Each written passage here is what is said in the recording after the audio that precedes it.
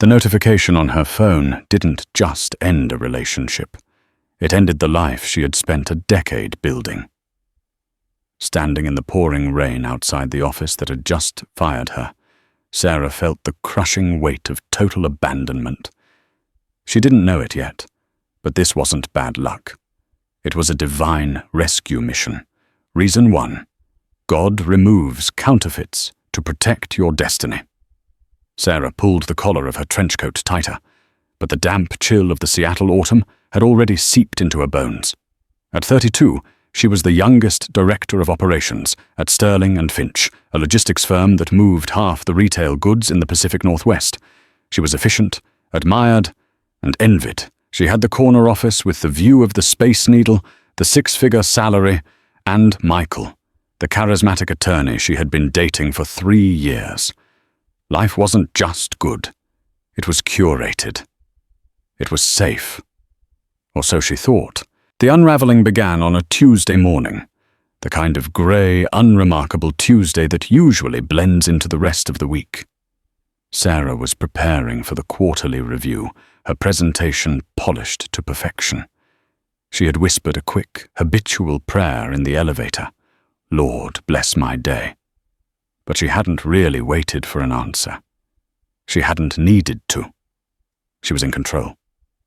When she walked into the boardroom, the atmosphere was wrong. The air felt thin. Mr. Henderson, the CEO who had mentored her, wouldn't meet her eyes. Beside him sat a woman Sarah didn't recognize, sharp-featured, wearing a suit that cost more than Sarah's car. "Sarah," Mr. Henderson began, his voice gravelly. "This is unexpected, I know.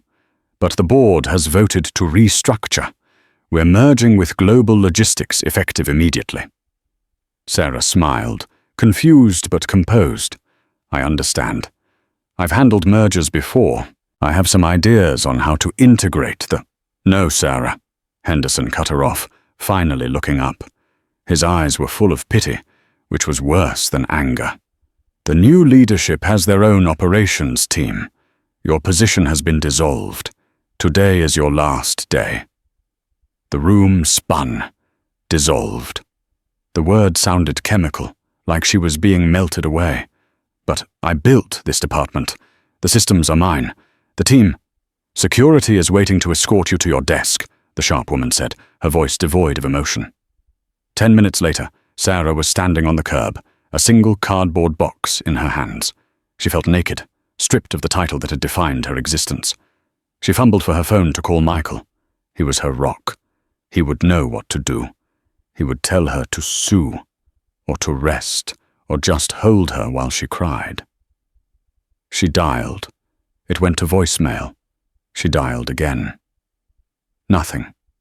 A text message popped up at the top of her screen. It was from Michael. "Sarah, I can't do dinner tonight. Actually, I think we need to talk. I've been doing a lot of thinking.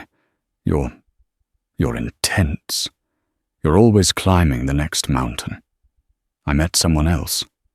She's different. Quieter. I think it's best if we don't talk for a while. I'll send your things." Sarah stared at the screen until the raindrops blurred the text. In the span of 2 hours, the 2 pillars of her identity, her career and her future husband, had crumbled. She didn't scream.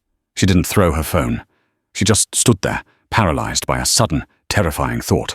"God, why are you letting them hurt me?" But this was the first twist. God wasn't letting them hurt her. He was forcefully removing the counterfeits.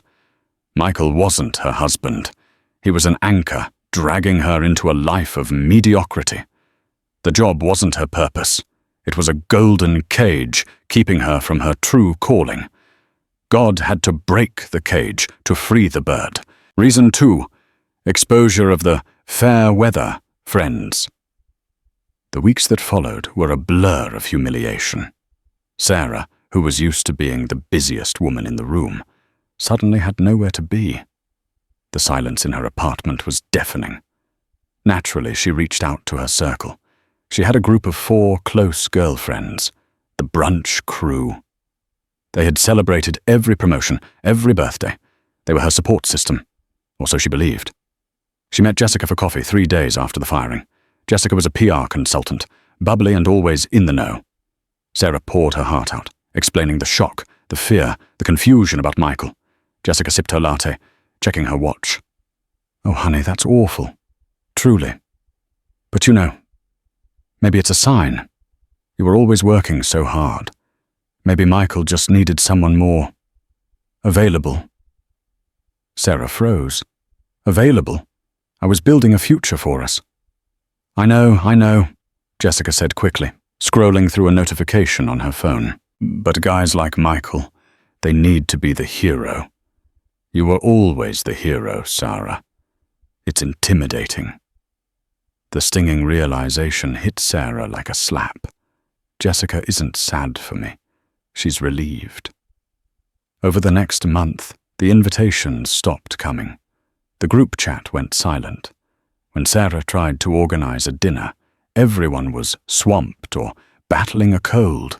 She saw photos of them on Instagram later that week, clinking glasses at a vineyard she had introduced them to. She lay in bed that night, staring at the ceiling, tears streaming into her ears. "I have no one," she whispered. "I am completely alone." This was the separation in its rawest form. God was stripping away the social scaffolding she had leaned on. These women weren't bad people, but they were attached to Sarah the director, not Sarah the daughter of God. They were fair-weather friends who couldn't survive the storm. God had to clear the room so Sarah could finally hear the only voice that mattered. Reason 3. Breaking the idol of self-reliance. 3 months into her unemployment, Sarah's severance package was dwindling. The interviews she did land were disasters. She was overqualified for junior roles and too specialized for the senior ones. The rejection emails piled up like dead leaves. Sarah was a fixer. Her entire life, if something broke, she worked harder. She studied later. She networked better. She believed in the gospel of grit. "If I just push hard enough," she told herself, "I can force this door open." She decided to launch her own consulting firm. She spent weeks building a website, designing a logo, reaching out to old contacts. She burned the candle at both ends, fueled by caffeine and desperation. "I will show them," she thought. "I will show Michael. I will show Sterling and Finch." She launched on a Monday. By Friday, she had 0 clients. The silence was absolute. It felt like the heavens were made of brass. Her prayers, usually polite and structured, turned into angry demands. "I have served you," she yelled in her living room, throwing a stack of business cards across the floor. "I gave 10%. I went to church. Why are you blocking me?" She collapsed onto the rug, sobbing until her ribs ached. It was the first time in her life she had reached the end of her own strength. There were no more moves to make, no more contacts to call, no more strings to pull. That night, she had a dream. She was standing in a desert, holding a heavy backpack. She was trying to run, but the weight was crushing her. A man in white stood before her. He didn't speak, he just held out his hand, waiting for the bag. "But it's all I have," she said in the dream. "It's too heavy for where you're going," he replied. Sarah woke up gasping. She realized then that her grit had become her god. She trusted her resume more than her redeemer. God had to separate her from her ability to fix things so she could learn what it meant to be carried. He wasn't punishing her for her strength. He was breaking her reliance on it so he could give her his power. Reason 4. Protection from spiritual contamination. Desperate for connection, Sarah decided to visit a new church she had seen online. It was a massive, trendy building with concert lighting and a coffee shop in the lobby. She needed to feel part of something again. She joined a singles and professionals small group. For the first few weeks, it felt like a relief. The people were nice. There was a guy named David, handsome, successful, an architect, who took an immediate interest in her. "You've been through a lot," David said one evening after the group meeting. "You need someone who understands the pressure." Sarah felt a flicker of hope. Maybe this was the restoration. Maybe David was the real Michael. They started dating. David was intense, spiritual, and spoke constantly about destiny and kingdom power. He told Sarah that her job loss was a spiritual attack and that she needed to sow a seed into his ministry project to break the curse. Sarah, vulnerable and seeking answers, wrote a check, then another. But something in her spirit felt uneasy. It was a low-level nausea she couldn't shake. One evening, David came over for dinner. He saw her Bible open on the table, marked up with notes and tears. He laughed, a condescending sound.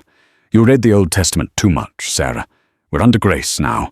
You don't need to be so rigid. You need to flow." He tried to push physical boundaries that night, claiming that spiritually connected people didn't need to follow legalistic rules. When Sarah resisted, his charm evaporated instantly. His face twisted into a sneer. "This is why you're alone," he spat. "You're too uptight. You think you're special? You're damaged goods." He slammed the door as he left. Sarah locked the deadbolt, shaking. But as she slid down the door to the floor, the tears didn't come. Instead, a strange, warm clarity washed over her. She realized what had just happened. If she had still been the old Sarah, the busy, distracted, people-pleasing Sarah, she might have compromised. She might have slept with him to keep him. She might have believed his lies to avoid the loneliness. But the wilderness had sharpened her discernment. The separation had made her sensitive to the false. God had allowed this test not to hurt her, but to show her that she could now spot a wolf in sheep's clothing. She looked around her empty apartment. It wasn't empty anymore. It was clean. God had separated her from the toxic environment of her old job, the counterfeit love of Michael, the shallow friendship of the brunch crew, and now the spiritual manipulation of David. He was clearing the deck. He was sanitizing her spirit. For the first time in months, Sarah didn't ask why. She knelt by her sofa, opened her hands, and whispered, "Okay, everyone is gone. It's just you and me now. What are we doing?" And in the silence of that room, for the first time, she felt the atmosphere shift. The air didn't feel thin anymore. It felt heavy with a presence she hadn't felt in years. The stripping away was over. The rebuilding was about to begin. Reason 5, the death of the ego. The winter in Seattle that year was the coldest on record. For Sarah, the chill wasn't just in the air. It was in her bank account. The severance package was gone. The savings were evaporating. The sleek, high-rise apartment with the view of the Space Needle was no longer sustainable. Sarah moved. She found a small, drafty duplex in a neighborhood she used to drive through with the doors locked. The walls were thin, and the heater rattled like a dying engine. Boxes of her designer clothes sat unopened in the corner, relics of a woman who no longer existed. To make rent, Sarah, the woman who had once managed multi-million-dollar logistics mergers, took a job as an administrative assistant at a small, underfunded non-profit called The Harbor, a community outreach center for at-risk youth. The pay was $14 an hour. The humiliation was a physical pain, a constant tightness in her chest. Her first day, she was asked to unclog the break room sink. As she stood there, plunging the drain, grease and old coffee grounds splashing onto her arm, a wave of nausea hit her. "I am Sarah Miller," she thought, her eyes burning. "I have an MBA. I was a director. What am I doing here?" But God was doing something surgical. He was performing an egoectomy. For years, Sarah's identity had been wrapped in what she did, not who she was. She was Sarah the achiever, Sarah the boss, Sarah the fixer. God had to bankrupt those titles so she could discover her value without them. He had to hide her away from the applause of the world so she could learn to live for the audience of one. One rainy Tuesday, always Tuesdays, Sarah was manning the front desk. The door chimed. She looked up and froze. Walking in, shaking a wet umbrella, was Jessica, her old friend from the brunch crew. Jessica looked immaculate in a cream wool coat, holding a clipboard. She was there to coordinate a corporate charity photo op for her PR firm. Sarah's instinct was to dive under the desk. Panic clawed at her throat.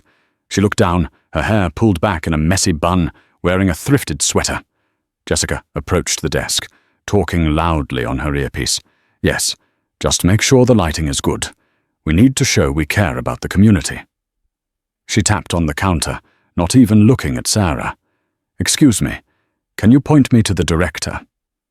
Sarah slowly looked up. "Hello, Jessica?" Jessica stopped. She lowered her sunglasses, her mouth dropping open. She scanned Sarah from the messy hair to the cheap sweater. The silence stretched for an agonizing 10 seconds. "Sarah," Jessica whispered, a mix of horror and pity in her voice. "Oh my God, what happened? Are you volunteering?" "No," Sarah said, her voice shaking slightly, then steadying. "I work here. The director is down the hall to the left." Jessica stared for another moment, clearly uncomfortable, as if Sarah's failure was contagious. "Oh, wow, that's brave of you. Good for you." She gave a tight, fake smile and hurried down the hall. Sarah sat back in her chair. 5 months ago, that encounter would have destroyed her. She would have gone home and drank a bottle of wine. But as she watched Jessica scurry away, terrified of looking at someone else's rock bottom, Sarah felt something strange. It wasn't shame. It was pity. She realized Jessica was trapped in the same cage Sarah had just escaped. The cage of appearances. The prison of validation. Jessica was terrified of losing her status. Sarah had already lost hers and found she was still breathing. God had separated her from the elite circle not to shame her, but to show her that the hierarchy was an illusion. In the hiddenness of this small, drafty office, Sarah was becoming bulletproof. Reason 6, retraining the ear to hear God. The months at the harbour dragged on. The work was monotonous. Filing papers, answering phones, organizing the pantry. It was the wilderness season, the same way Moses spent 40 years tending sheep in the desert before he ever saw a burning bush. The pace was excruciatingly slow, but in the slowness, the noise in Sarah's head began to settle. She started taking her lunch breaks in the small chapel attached to the center. At first, she just sat there, angry and bored, but slowly she began to bring her Bible. Not to study for a lesson, not to prove a point to a boyfriend, but to survive. She read the Psalms, David crying out in caves, Joseph forgotten in a dungeon. She saw the pattern. God hides his best arrows in the quiver before he shoots them. One afternoon, an elderly woman named Ruth, who volunteered in the kitchen, sat down beside her. Ruth was 70, with gnarled hands and eyes that seemed to see right through you. "You're fighting it, child," Ruth said softly, peeling an orange. "Fighting what?" Sarah asked, defensive. "The season. You're waiting for God to put you back where you were. You think this is a detour. You think God made a mistake." Sarah looked down. "I was good at my job, Ruth. I was important. Now I'm invisible." Ruth chuckled. A dry, raspy sound. "God doesn't separate you to make you invisible to him. He separates you to make you invisible to the enemy, while he upgrades your weaponry. You were fighting with a sword before. He's training you to use a nuclear bomb. But you can't be trusted with that power until you stop caring about who sees you holding it." Ruth placed a hand on Sarah's arm. "Stop looking for the exit door, Sarah. Look for the lesson. The separation ends when the transformation is complete." That night, Sarah went home and didn't turn on the TV. She sat on her floor in the dark. "Okay," she whispered into the silence. "I'm not leaving until you bless me. Not with a job, not with a husband. Bless me with you." For the first time, the silence didn't feel empty. It felt pregnant. She began to write. Not business plans, but prayers. She began to hear a voice, not an audible one, but a knowing in her spirit. It was a gentle, steady guidance that the noise of her old life had drowned out. She was learning the language of the spirit. The separation had cleared the frequency. Reason 7, alignment with kingdom assignment. Spring arrived, bringing pale sunlight to the grey city. Sarah had been at the harbour for 8 months. She looked different. She wore less makeup. Her shoulders, once perpetually hunched with stress, were relaxed. There was a quiet authority about her that hadn't been there when she was a director. The center was facing a crisis.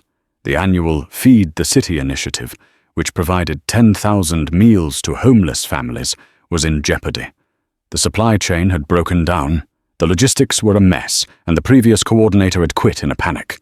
The executive director of the center, a kind but disorganized man named Mr. Jacobs, was pacing the lobby, pulling at his hair. "It's impossible," he muttered. "We have 3 days. The trucks aren't scheduled. The permits aren't signed. We'll have to cancel." Sarah stood up from her desk. She didn't feel the adrenaline of panic. She felt the calm of competence. This was her old world. But now, it was for a new purpose. "Mr. Jacobs," she said, her voice cutting through the noise, "give me the files." "Sarah, you're an admin. This is a logistical nightmare. It involves city permits, 3 trucking companies, and—" "I know," she interrupted gently. "I used to move freight across 3 continents for Sterling and Finch. I can move food across Seattle. Give me the files." Mr. Jacobs handed them over, stunned. For the next 72 hours, Sarah didn't sleep. She was in her element, but it was different this time. She wasn't driving the team with fear. She was leading them with grace. She called in favors she didn't know she still had. She reorganized the routing systems using a whiteboard and sticky notes. She worked with a terrifying efficiency. But every hour, she stopped. She went to the bathroom, locked the door, and prayed. "Lord, this is your food for your people. Show me the way." The breakthrough came at 2 a.m. on Thursday. She found a loophole in the distribution zoning laws that allowed them to use smaller vans instead of big rigs, bypassing the permit issue. By Saturday morning, 10,000 meals were packed, loaded, and moving. The event was a massive success. The local news crews were there. But when the cameras turned on, Sarah stepped back. She pushed Mr. Jacobs and the volunteers forward. She stood in the shadows, watching a young mother receive a box of food with tears in her eyes. Sarah felt a joy that her 6-figure salary had never bought her. She realized why God had separated her. He hadn't stripped her of her skills. He had stripped her of her selfishness. He needed a logistics expert in the kingdom, not just in the marketplace. Reason 8. The test of the return. 2 days later, Sarah's phone rang. It was a number she knew by heart. It was Mr. Henderson, the CEO of Sterling and Finch. "Sarah," his voice was smooth, apologetic. "We made a mistake. A huge mistake. The merger is a disaster. The new team doesn't know the territory. We're bleeding money." He paused. "I heard about what you did for the harbor. It's all over the local business journals. Efficient. Brilliant. Sarah, we want you back. VP of Operations. 20% raise. Stock options. And I fired the woman who replaced you." The offer hung in the air. It was everything she had cried for 6 months ago. It was the vindication, the corner office, the restoration of her status. She could call Jessica and the brunch crew and reclaim her throne. Sarah looked around her small, drafty office at the non-profit. She looked at Ruth, who was humming in the kitchen. She looked at the stack of thank you letters from the families they had fed. She closed her eyes and waited for the thrill of the offer to hit her. But it didn't come. All she felt was a heavy, suffocating weight. It felt like putting on a suit that was 3 sizes too small. "Mr. Henderson," Sarah said, her voice steady and warm, "I appreciate the offer. Truly. But I can't come back. Sarah, let's be reasonable. We're talking $250,000 a year. You're working for—" "What? Peanuts?" "I'm not working for peanuts, Mr. Henderson," Sarah smiled, though he couldn't see it. "I'm working for a different chairman. My assignment has changed." She hung up the phone. The silence that followed wasn't empty. It was victorious. The separation was never a punishment. It was a protection, a preparation, and a promotion. Sarah didn't stay at the harbour forever. The story didn't end with her in poverty. A month later, a philanthropist who had volunteered at the food drive, a man named James, who loved God and served quietly, approached her. He needed someone to run a global logistics charity for disaster relief. It was a job that required her skills, paid her worth, and aligned with her spirit. And yes, he became the husband Michael never could have been. But that came after. It came after she was okay with being alone. It came after she let go of the counterfeits. God separates the chosen women because he cannot build a skyscraper on a cracked foundation. He has to dig down, clear the debris, remove the fair-weather friends, and break the idol of self-reliance. He separates you to consecrate you.